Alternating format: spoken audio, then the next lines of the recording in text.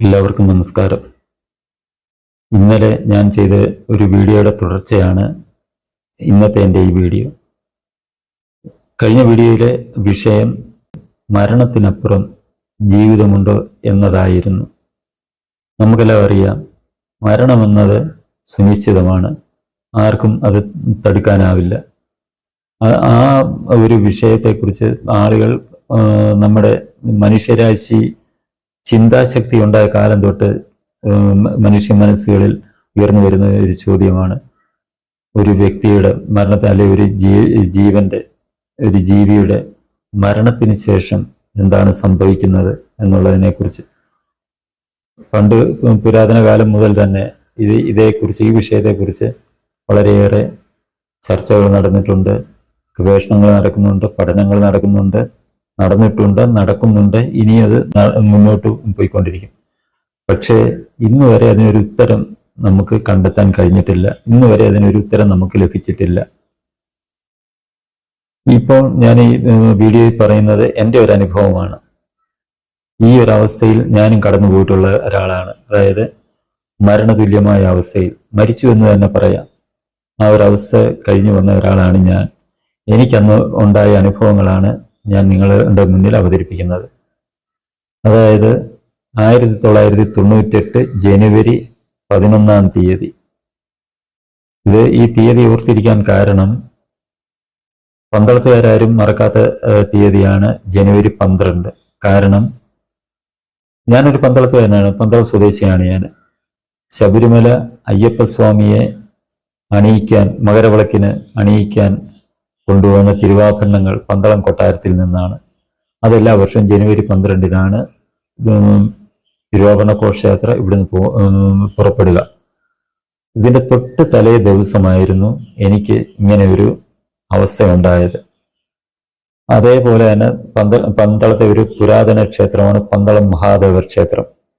ഏകദേശം 2500 വർഷങ്ങൾക്ക് മുൻപ് ഖരമഹർഷിയാൽ പ്രതിഷ്ഠിതമായ ക്ഷേത്രമാണ് പന്തളം മഹാദേവർ ക്ഷേത്രം. ആ ക്ഷേത്രത്തിലെ ആറാട്ട് നടന്നിരുന്നത് ഈ ധനുമാസത്തിലെ തിരുവാതിര നാളിലായിരുന്നു. അതേ ഈ 98-ലെ ഈ ജനുവരി 11-നായിരുന്നു തിരുവാതിര. അതായത് 11-ാം തീയതി മഹാദേവരുടെ ആറാട്ട് ഘോഷയാത്ര, ആറാട്ട് തിരിച്ച് ക്ഷേത്രത്തിലേക്കുള്ള ആറാട്ട് ഘോഷയാത്ര. തൊട്ടടുത്ത ദിവസം വലിയ കോയിക്കൽ ക്ഷേത്രത്തിൽ നിന്നും ഉള്ള തിരുവാഭരണ ഘോഷയാത്ര. മഹാദേവർ ക്ഷേത്രത്തിലെ ആറാട്ട് ഘോഷയാത്ര, തിരുവാഭരണ ഘോഷയാത്ര, ഈ രണ്ട് സംഭവങ്ങൾ പന്തളത്തിൻ്റെ പരമപ്രധാനമായ കാര്യങ്ങളായതുകൊണ്ട് ഇതേക്കുറിച്ച് എത്ര വർഷങ്ങൾ നമ്മൾ കഴിഞ്ഞാലും നമ്മൾ ആ തീയതി മറക്കത്തില്ല. അത് കാരണമാണ് കൃത്യമായിട്ടുള്ള തീയതി എനിക്ക് ഇപ്പോഴും എൻ്റെ ഓർമ്മയിൽ നിൽക്കുന്നത്. അപ്പോൾ പറഞ്ഞു, ആറാട്ട് ഘോഷയാത്രയെക്കുറിച്ച് പറഞ്ഞു. അത് ഘോഷയാത്ര കടയ്ക്കാട് ആറാട്ട് കടവിൽ നിന്ന് ഘോഷയാത്ര തുടങ്ങിയാൽ അതിന് മഹാദേവർ ക്ഷേത്രം വരെ ക്ഷേത്രങ്ങളും വിവിധ പ്രാദേശിക സഭകളും അതിന് സ്വീകരണം നൽകാറുണ്ട്. ഞങ്ങളുടെ ഒരു ക്ഷേത്രമുണ്ട്, മുട്ടാർ ശ്രീ അയ്യപ്പ ക്ഷേത്രം. അത് അയ്യപ്പൻ ജനിച്ച പന്തളത്ത് ഉള്ള ഏക അയ്യപ്പ ക്ഷേത്രമാണ്. അയ്യപ്പൻ്റെ പ്രതിഷ്ഠയുള്ള ഏക ക്ഷേത്രമാണ് പന്തളം മുട്ടാർ ശ്രീ അയ്യപ്പ ക്ഷേത്രം. മറ്റുള്ള അടുത്ത സമീപപ്രദേശങ്ങളിലുള്ള എല്ലാം ധർമ്മശാസ്ത്ര ക്ഷേത്രങ്ങളാണ്. രണ്ടും അയ്യപ്പനും ശാസ്താവും സത്യം പറഞ്ഞാൽ രണ്ട് മൂർത്തികളാണ്. അയ്യപ്പൻ എന്ന് പറയുന്നത് ശാസ്താവിൻ്റെ അവതാരമാണെന്നുണ്ടെങ്കിലും അയ്യപ്പൻ എന്നുള്ള ഭാവത്തിലാണ് മുട്ടാറ് പ്രതിഷ്ഠ. ആ ക്ഷേത്രത്തിൽ ഞങ്ങൾ സ്വീകരണം കൊടുക്കുന്നുണ്ട്. അതായത് മങ്ങാരം പ്രാദേശിക സഭയുടെ നേതൃത്വത്തിലാണ് ക്ഷേത്രവുമായിട്ട് സഹകരിച്ചുള്ള സ്വീകരണം നൽകുന്നത്. അങ്ങനെ ഈ അന്ന് കാലത്ത് ഈ ഘോഷയാത്ര, ആറാട്ട് വരവേൽപ്പ് രാത്രി 12-1 മണിയൊക്കെ കഴിഞ്ഞിട്ടാണ് ക്ഷേത്രത്തിൽ ഇവിടെ മുട്ടാരെത്തിച്ചേരുന്നത്. പുലർച്ചെയാകും മഹാദേവ ക്ഷേത്രത്തിൽ തിരിച്ചെത്തുമ്പോൾ. അങ്ങനെ ക്ഷേത്രത്തിൽ ഞങ്ങൾ ഇതിന് സ്വീകരണം കൊടുക്കാൻ വേണ്ടി ക്ഷേത്രം അലങ്കരിച്ച് വിളക്കുമെല്ലാം തയ്യാറാക്കിയ എല്ലാ കാര്യങ്ങളും ക്ഷേത്രത്തിലാണ് ചെയ്യുന്നത്. ഞാനും അന്ന് ഒരു 11 മണി വരെ ഞാൻ അവിടെ ഉണ്ടായിരുന്നു. ക്ഷേത്രത്തിൽ ഇക്കാര്യവുമായിട്ടൊക്കെ ബന്ധപ്പെട്ട് അവിടെ ഉണ്ടായിരുന്നു.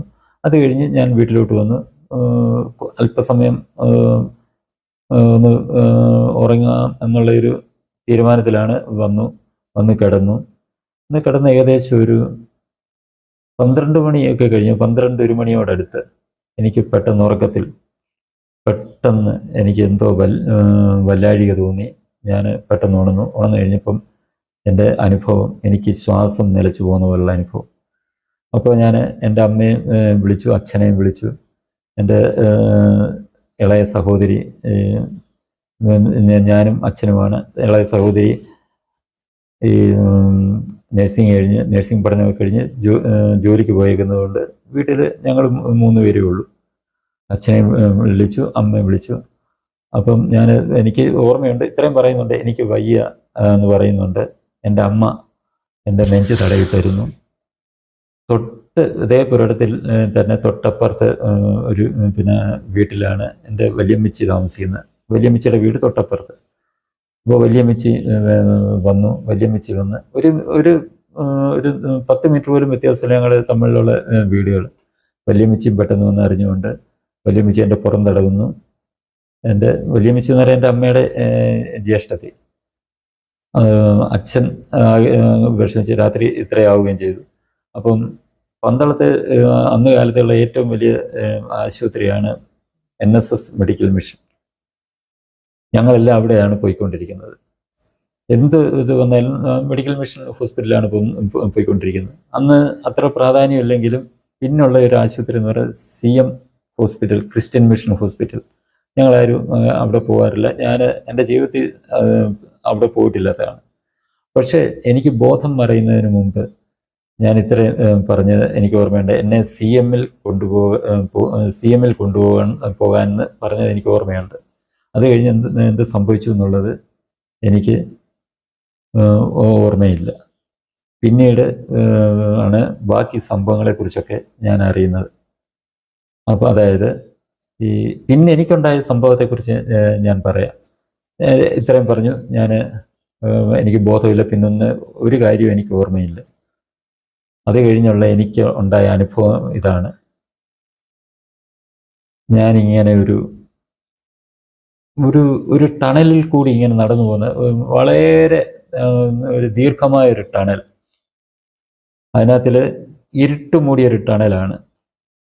ഞാനിങ്ങനെ ഏകാന്തനായിട്ട് നടന്നു പോവുകയാണ്.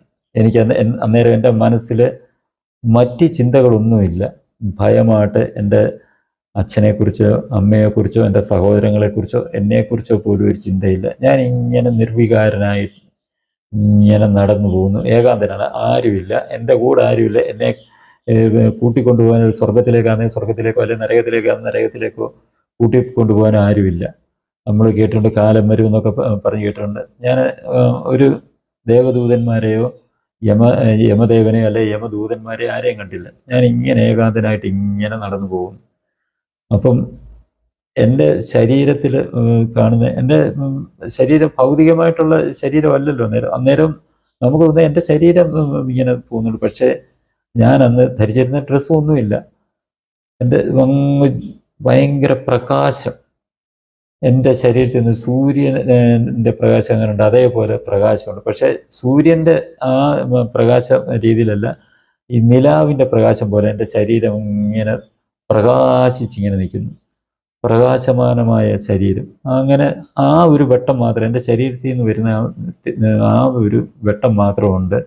ഈ ഇരുണ്ട് കിടക്കുന്ന ആ കുറ്റിട്ടുള്ള ആ ഒരു ടണൽ പോലെ തോന്നുന്ന ആ ഒരു ഭാഗത്തൂടെ ഞാൻ സഞ്ചരിച്ചുകൊണ്ടിരിക്കുന്നു. ഞാനിങ്ങനെ കുറേയേറെ സഞ്ചരിച്ച് എൻ്റെ ആ യാത്ര അവസാനിക്കുന്നത് ഇതിൻ്റെ അറ്റത്ത്, എൻ്റെ ഈ വഴിയുടെ അറ്റം ടണൽ പോലാകാം, അതുപോലെ എൻ്റെ ഈ വഴിയുടെ അറ്റം ചെല്ലുമ്പോൾ കാണുന്ന ഒരു അഗാധമായ ഒരു ഗർത്തം പോലാണ് എനിക്ക് തോന്നിയത്. അവിടെ ചെന്നു, എൻ്റെ യാത്ര അവിടെ നിന്നു. ഞാൻ ആ ഗർത്തത്തിലോട്ട് വീണതായിട്ടാണ് എനിക്ക് അനുഭവം. ഇത്രയുമാണ് എനിക്കുണ്ടായിട്ടുള്ള അനുഭവം. ഞാൻ മുമ്പേ പറഞ്ഞ പോലെ ഞാൻ ഒരു വർണ്ണാഭമായ ഒരു പ്രപഞ്ചം കണ്ടില്ല, വർണ്ണാഭമായ ഒരു കാര്യങ്ങളും കണ്ടില്ല.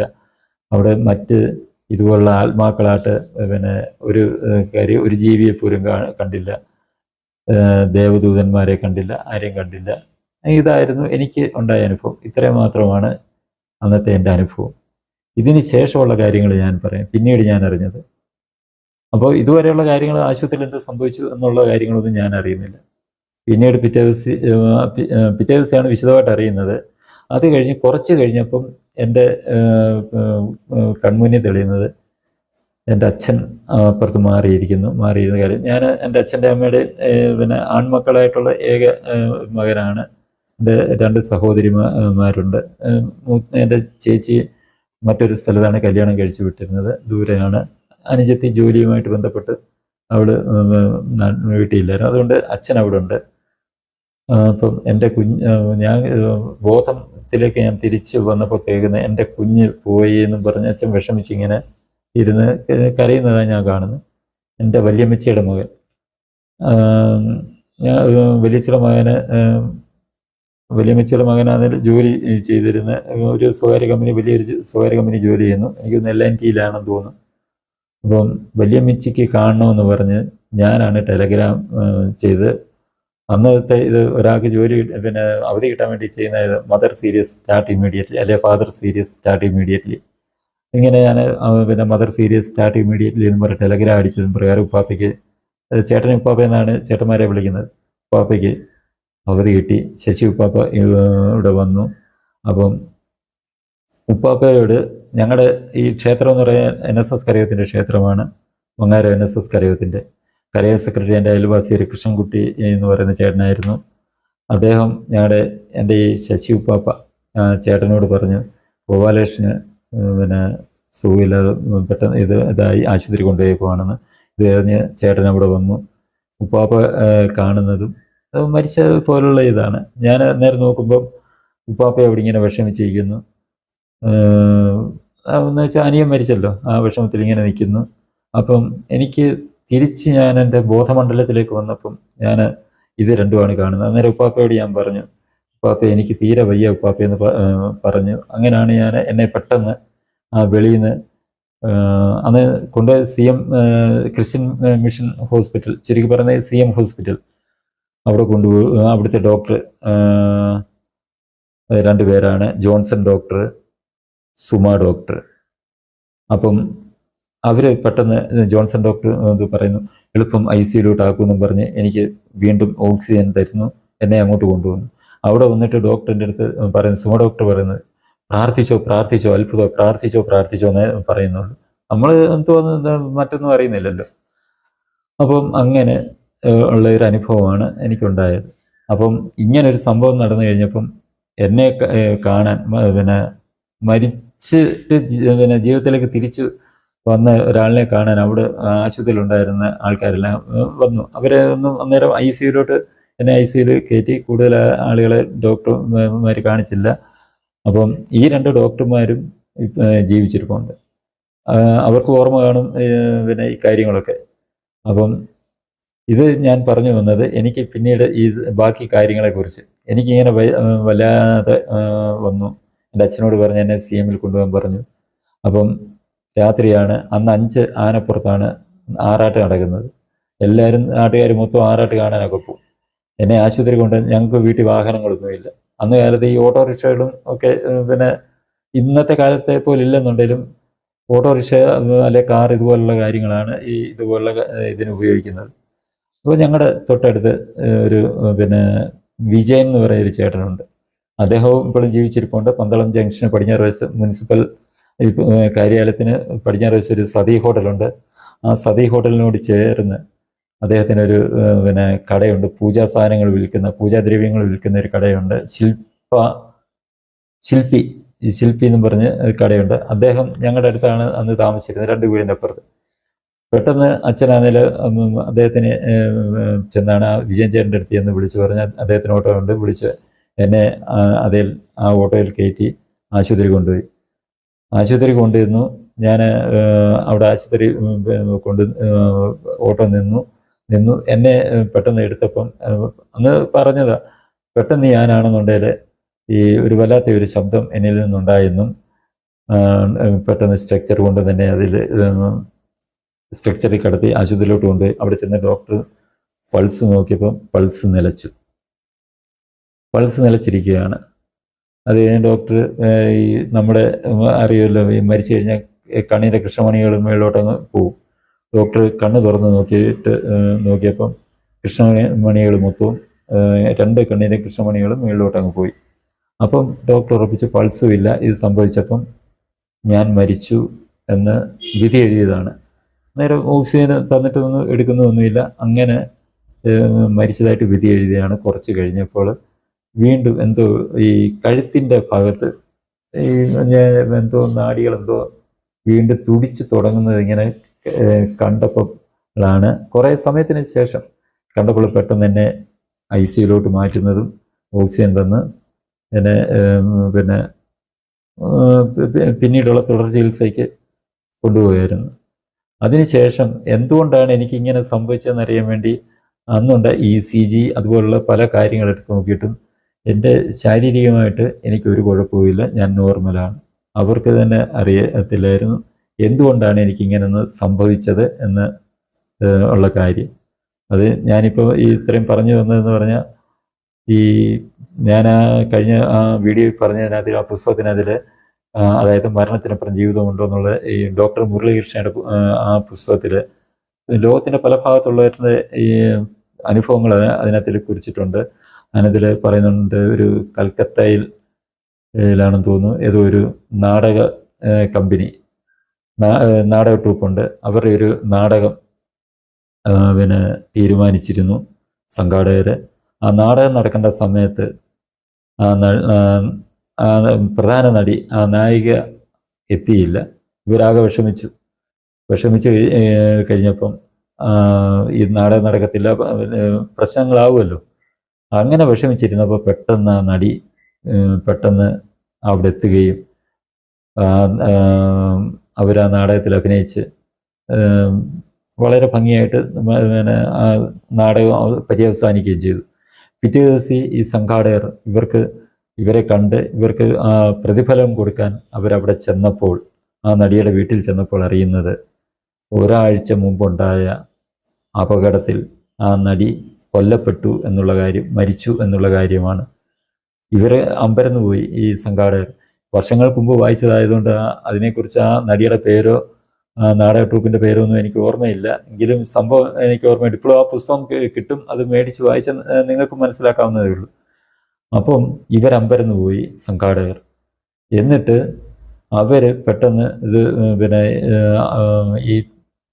ഇതിൻ്റെ ഈ നാടകത്തിൻ്റെ ഫോട്ടോകൾ എടുത്തിരുന്നു.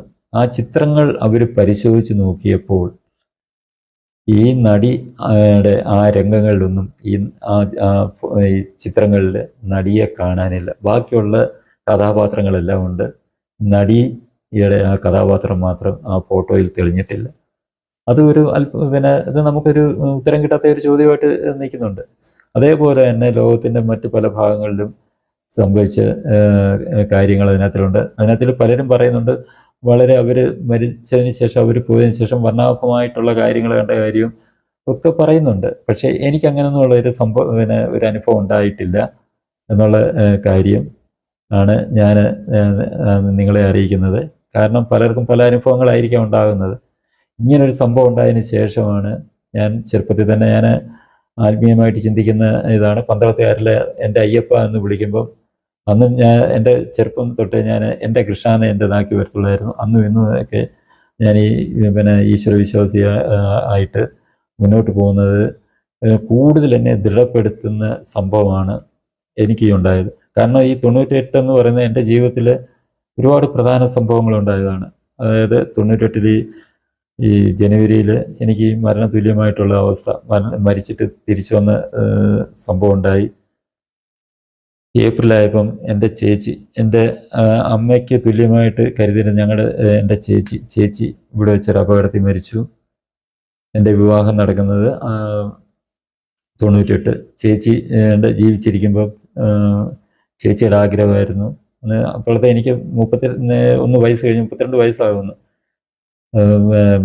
ഞാൻ വിവാഹം കഴിക്കണം എന്നുള്ള ആഗ്രഹം ചേച്ചിയാണ് ഒരുപാട് ആഗ്രഹിച്ചിരുന്നത്. അന്ന് ജൂണിലേക്ക് വിവാഹം നടത്തണം എന്നൊക്കെ പറഞ്ഞില്ല വീട്ടിൽ പറഞ്ഞിട്ട് പോയ ചേച്ചിയാണ് അപകടത്തിൽ മരിച്ചത്. ആ ചേച്ചിയുടെ ആഗ്രഹം പോലെ തന്നെ വലിയ ഇതില്ലാതെ തന്നെ പിന്നെ 98 തന്നെയാണ് ഞാൻ എൻ്റെ വിവാഹം കഴിഞ്ഞത്. കാരണം ഈ 98 എന്ന് പറയുന്നത് എൻ്റെ ജീവിതത്തിലെ ഒരുപാട് സംഭവ ബഹുലമായ ഒരു വർഷമാണ്. മരിച്ച് ജീവിതത്തിലേക്ക് തിരിച്ചു വന്ന സംഭവം ഉൾപ്പെടെ. അതുകൊണ്ട് ഈ ഒരു കാര്യങ്ങളൊന്നും ഒരിക്കലും മറക്കാൻ പറ്റാത്ത ഒരു അനുഭവമായിട്ട് ഇന്നെൻ്റെ മുന്നിൽ നിൽക്കുന്നു. അതേപോലെ തന്നെയാണ് മരിച്ചു കഴിഞ്ഞാൽ എന്ത് സംഭവിക്കും എന്നുള്ളതിനെക്കുറിച്ചുള്ള ഒരു ചോദ്യം. എനിക്ക് കുറച്ച് സംഭവങ്ങൾ അറിഞ്ഞ് ഞാൻ യാത്ര ചെയ്ത് ഒരു അഗാധമായിട്ടുള്ള ഒരു ഗർത്തം എന്ന് പറയാം. പിന്നീടൊന്നും കാണുന്നില്ല, നമ്മൾ അതിനകത്തിലോട്ട് പോകുന്നതേ കാണുന്നുള്ളൂ. അതിനുശേഷം എന്ത് സംഭവിക്കും, അവിടെ സ്വർഗമാണോ അവിടെ നരകമാണോ, സ്വർഗത്തിൻ്റെ ദ്വാരപാലകന്മാരെ ഞാൻ കണ്ടില്ല, നരകത്തിൻ്റെ ദ്വാരപാലകരെ കണ്ടില്ല. അതിനുശേഷം എന്തുവാണെന്ന് ഉള്ള കാര്യത്തെക്കുറിച്ച് എന്ന് വെച്ചാൽ പിന്നെ ആളുകൾ ഉദ്ദേശിക്കുന്ന നരകമാണെങ്കിലും നരകം, അല്ലെങ്കിൽ സ്വർഗമാണെങ്കിലും സ്വർഗം, ആ ലോകങ്ങളിലേക്ക് പ്രവേശിക്കാൻ പറ്റാത്തതുകൊണ്ട് പിന്നീട് എന്ത് സംഭവിക്കും എന്നുള്ള കാര്യത്തെക്കുറിച്ച് എനിക്ക് പറയാൻ കഴിയില്ല. കാരണം ഞാൻ അങ്ങോട്ടുള്ള യാത്രയിൽ തിരിച്ച്, അപ്പോൾ എൻ്റെ സമയം കഴിഞ്ഞില്ലെന്ന് ഉള്ളത് കൊണ്ടായിരിക്കും ഞാൻ ജീവിതത്തിലേക്ക് തിരിച്ചു വന്നത്. അതുകൊണ്ട് ബാക്കി കാര്യങ്ങളെക്കുറിച്ച് എനിക്ക് ഒന്നും പറയാൻ കഴിയുന്നില്ല. ഇത് എന്ന് മാത്രം ഞാൻ പറയുക. പിന്നെ ഒരു കാര്യം കൂടെ പറയാനുണ്ട്. ഇത് കാണുന്ന ആൾക്കാർ അല്ലെന്നുണ്ടെങ്കിൽ ഇത് അനുഭവിച്ച ആൾക്കാരുണ്ടെങ്കിൽ അവരോ അല്ലെന്നുണ്ടെങ്കിൽ അവരുടെ അറിവിൽ അവർക്ക് വിശ്വസനീയമായ രീതിയിൽ ഇങ്ങനെ സംഭവിച്ചിട്ടുള്ളവർ ഉണ്ടെന്നുണ്ടെങ്കിൽ അത്തരക്കാരുടെ അനുഭവങ്ങൾ ഇതേപോലെ ഉള്ള വീഡിയോയിൽ പങ്കുവെച്ച് കഴിഞ്ഞാൽ നമുക്ക് ഈ സമൂഹത്തിന് അതേക്കുറിച്ച് മനസ്സിലാക്കാനും അതേക്കുറിച്ച് ചിന്തിക്കാനും ഒക്കെയുള്ള അവസരങ്ങൾ നമുക്കുണ്ടാകും എന്ന് മാത്രമാണ് എൻ്റെ ആഗ്രഹം. അതിന് എല്ലാവരും തയ്യാറാകും എന്നുള്ള വിശ്വാസമുണ്ട്. എന്നുവെച്ചാൽ നമുക്കറിയാത്ത കാര്യങ്ങൾ ലോകം അറിയട്ടെ എന്നുള്ള ഒരു പോളിസിയാണ് ഞാനിപ്പോൾ ഈ പറഞ്ഞതിലുള്ളത്. അല്ലാതെ മറ്റൊന്നുമല്ല. ഇത് അന്ധവിശ്വാസം പരത്തണമെന്നോ എന്നുള്ള ഇതില്ല. അനുഭവങ്ങൾ നമ്മൾ പങ്കുവയ്ക്കുക, അത് പലർക്കും ഉപകാരപ്രദമാകും എന്നുള്ള കാര്യം ഞാൻ നിങ്ങളെ അറിയിക്കുകയാണ്. അതേപോലെ വേറൊരു അപേക്ഷയോടുണ്ട്. ഈ എൻ്റെ ഈ യൂട്യൂബ് ചാനൽ കഴിയുമെങ്കിൽ നിങ്ങളൊന്ന് അതൊന്ന് ലൈക്ക് ചെയ്യുക, അത് ഷെയർ ചെയ്യുക, അത് സബ്സ്ക്രൈബ് ചെയ്യുക. എല്ലാവർക്കും